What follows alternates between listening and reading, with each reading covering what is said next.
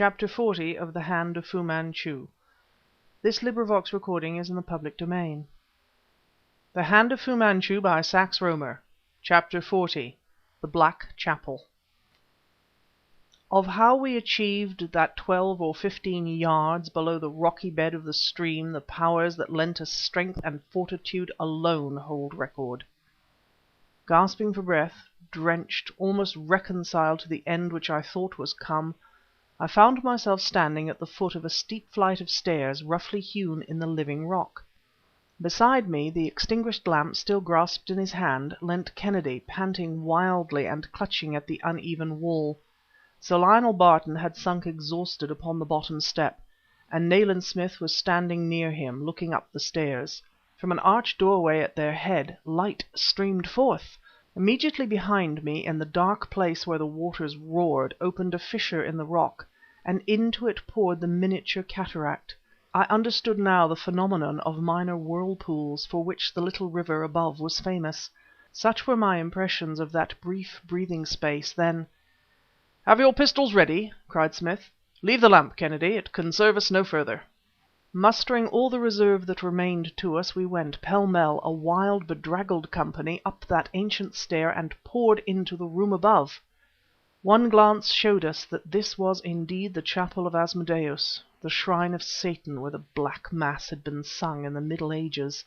The stone altar remained, together with certain Latin inscriptions cut in the wall. Fu Manchu's last home in England had been within a temple of his only master. Save for nondescript litter, evidencing a hasty departure of the occupants, and a ship's lantern burning upon the altar, the chapel was unfurnished. Nothing menaced us, though the thunder hollowly crashed far above. To cover his retreat, Fu Manchu had relied upon the noxious host in the passage and upon the wall of water. Silent, motionless, we four stood looking down at that which lay upon the floor of the unholy place. In a pool of blood was stretched the Eurasian girl Zarmi. Her picturesque finery was reft into tatters, and her bare throat and arms were covered with weals and bruises occasioned by ruthless, clutching fingers. Of her face, which had been notable for a sort of devilish beauty, I cannot write. It was the awful face of one who had died from strangulation.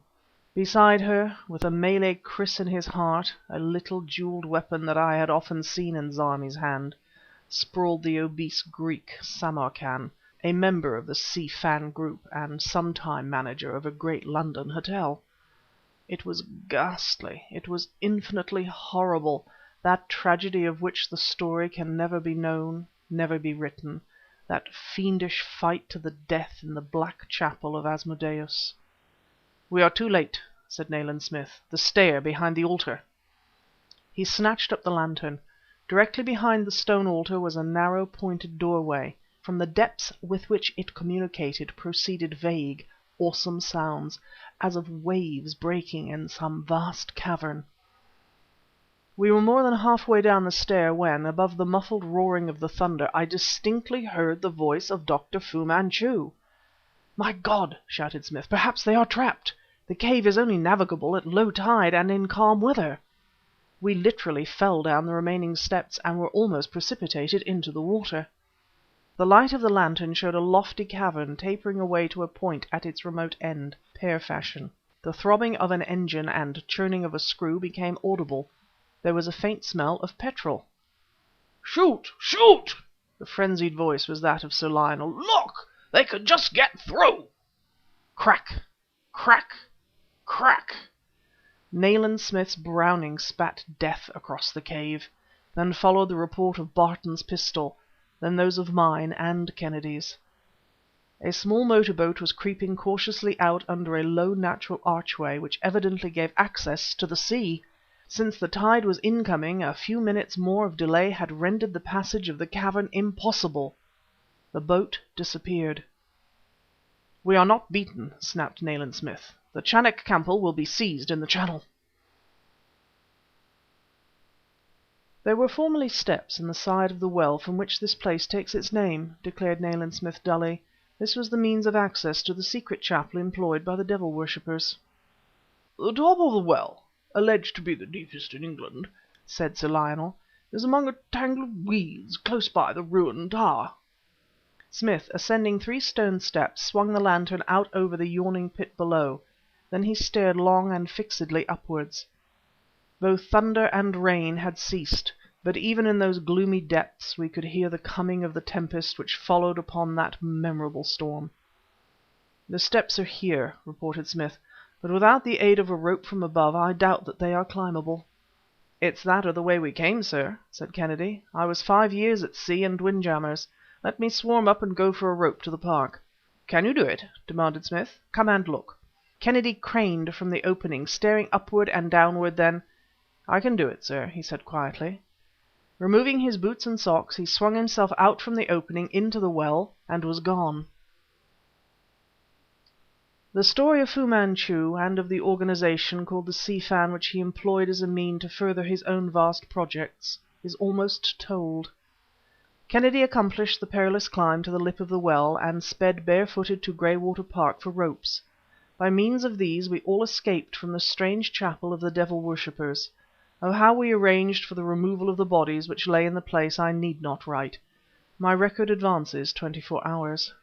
The great storm which burst over England in the never to be forgotten spring when Fu Manchu fled our shores has become historical. There were no fewer than 20 shipwrecks during the day and night that it raged. Imprisoned by the elements in Graywater Park, we listened to the wind howling with the voice of a million demons around the ancient manor, to the creatures of Sir Lionel's collection swelling the unholy discord. Then came the news that there was a big steamer on the Pinion Rocks, that the lifeboat could not reach her. As though it were but yesterday I can see us, Sir Lionel Barton, Nayland Smith and I, hurrying down into the little cove which sheltered the fishing village, fighting our way against the power of the tempest. Thrice we saw the rocket split the inky curtain of the storm. Thrice saw the gallant lifeboat crew essay to put their frail craft out to sea. Thrice the mighty rollers hurled them contemptuously back.